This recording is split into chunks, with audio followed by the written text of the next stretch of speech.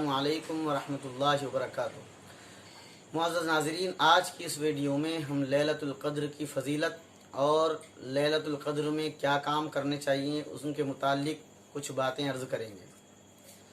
नाज़रीन, अल्लाह रब्बुल इज़्ज़त ने कुरान मजीद में इरशाद फरमाया, इन्ना अंज़लनाहु फ़ी लैलतिल क़द्र, कि बेशक हमने कुरान मजीद को लैलतुल क़द्र यानी शब क़द्र में उतारा है।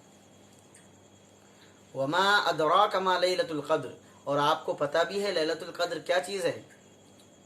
लैलतुल क़द्र खैरुम मिन अल्फ़ि शहर, लैलतुल क़द्र 1000 महीनों से बढ़कर है। तनज़्ज़लुल मलाइकतु वर्रूहु फ़ीहा बिइज़्नि रब्बिहिम, कि इस रात में रूहुल कुद्स और फरिश्ते उतरते हैं अल्लाह के हुक्म को लेकर, और ये रात सरापा सलामती है और ये रात तुलुए फज्र तक रहती है। नाज़रीन, इस सूरत में अल्लाह रब्बुल इज़्ज़त ने लैलतुल क़द्र की फ़जीलत को बयान किया है। सबसे पहली बात तो ये है कि लैलतुल क़द्र इतनी अहम इसलिए है कि इस रात में अल्लाह ने कुरान मजीद को नाजिल फरमाया। दूसरी खुसूसियत लैलतुल क़द्र की कि अल्लाह रब्बुल इज़्ज़त ने इसकी फ़जीलत को बयान करने के लिए सवालिया अंदाज़ इख्तियार किया है कि वमा अदराक मा लैलतुल क़द्र, क्या आपको पता भी है कि लैलतुल क़द्र क्या चीज़ है। तीसरी खुसूसियत ये है कि ये रात ऐसी है, इसके अंदर हज़रत जिब्राईल अलैहिस्सलाम फरिश्तों के साथ उतरते हैं। चौथी खुसूसियत ये है कि ये रात सरापा सलामती अल्लाह रब्बुल इज़्ज़त ने बनाई है। और पांचवी खुसूसियत ये है कि इस रात को की फ़जीलत को बयान करने के लिए अल्लाह ने पूरे कुरान में मुस्तकिल एक सूरत का नुज़ूल फरमाया है।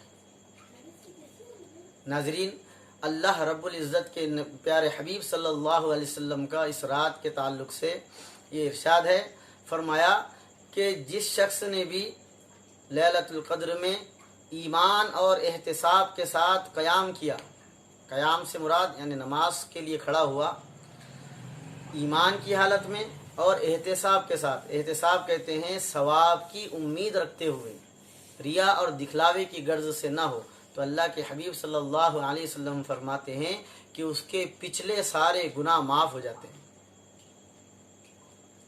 और एक रिवायत में आता है कि हज़रत जिब्राईल अलैहिस्सलाम इस रात में फ़रिश्तों के साथ उतरते हैं और फ़रिश्तों को हुक्म देते हैं कि जाओ, जो भी इस रात के अंदर खड़ा बैठा लेटा हुआ हो और अल्लाह का ज़िक्र, अल्लाह की इबादत में मसरूफ़ हो, तो जाकर उससे मुसाफ़ा करो। तो फरिश्ते इस रात में इबादत करने वालों से मुसाफ़ा करते हैं। तो नाज़रीन, ये रात बहुत ही अहम रात है और इस रात का एहतराम करना ज़रूरी है। और ये रात 1000 महीनों से बढ़कर है। 83 बरस 4 माह होते हैं 1000 महीने के। 83 बरस 4 महीने तक गोया हमने अल्लाह की इबादत की। यानी मतलब ये है कि अगर कोई शख्स लैलतुल क़द्र में 1 रुपया खर्च करता है तो उसको सवाब ऐसा मिलेगा जैसा कि उसने 83 बरस 4 महीने तक 1 रुपया सदका किया। इसी तरह अगर कोई 2 रकात नमाज पढ़ लेता है इस रात में तो उसको सवाब ऐसा मिलता है कि गोया 83 बरस 4 महीने तक उसने लगातार मुसलसल 2 रकात नमाज अदा की। और अगर कोई तहज्जुद पढ़ लेता है तो 83 बरस 4 महीने तक वो उसने गोया तहज्जुद अदा की। तो हमारे लिए कितनी बड़ी खैर है और कितना बड़ा अल्लाह तबारक व तआला की तरफ से इनाम और अतिया है। हमें इसकी कद्र करना ज़रूरी है।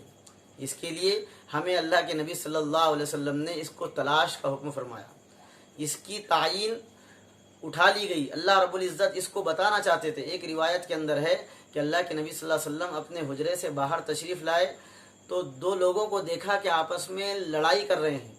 तो आप सल्लल्लाहु अलैहि वसल्लम ने उनको मुखातब करके फरमाया कि मैं इस गर्ज से आया था कि तुमको बताऊं कि शब क़द्र कब है, लेकिन चूँकि دو لوگوں کے اندر جھگڑا ہو رہا تھا، اس وجہ سے شب قدر کی تعین اٹھا لی گئی۔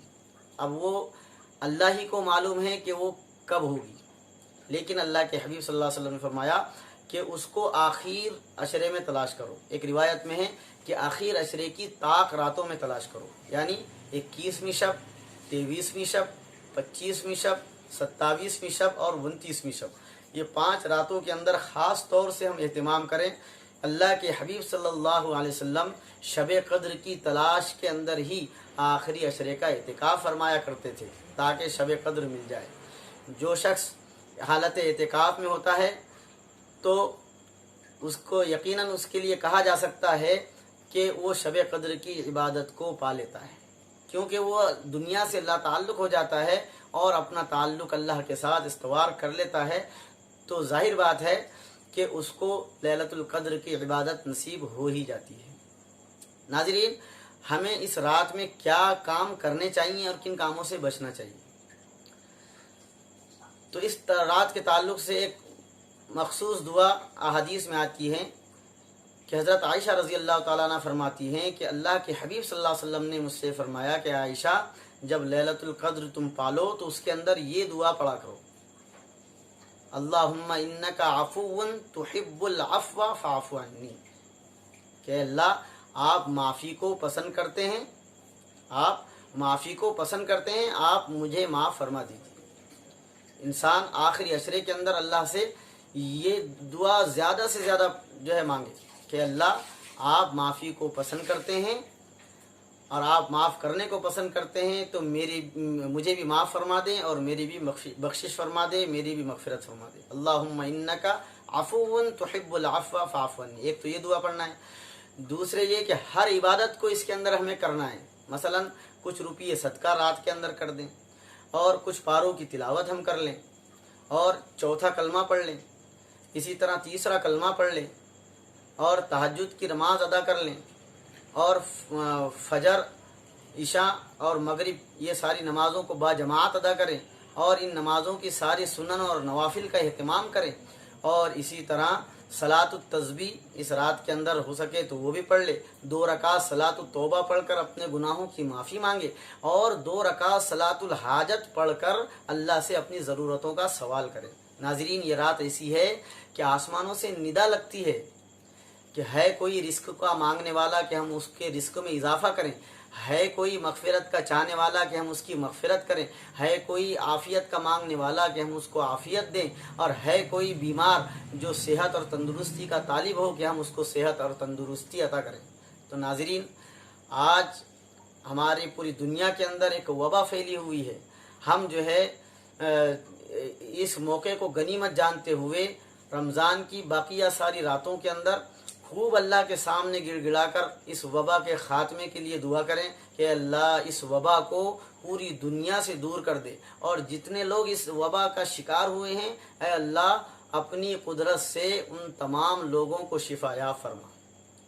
اور ان راتوں کے اندر ہم کن کاموں سے بچنا ہے؟ ایک تو جھوٹ سے بچنا ہے، دوسرا غیبت سے بچنا ہے، تیسرا چغلی سے بچنا ہے، چوتھے ہمارے کانوں سے کوئی غلط کام ہم نہ سنیں، اور آنکھوں سے کوئی غلط چیز ہم نہ دیکھیں، نامحرم کو نہ دیکھیں، اسی طرح موبائل کے اندر گندی غلیظ چیزیں ہم نہ دیکھیں، موبائل سے بالکل دور رہیں۔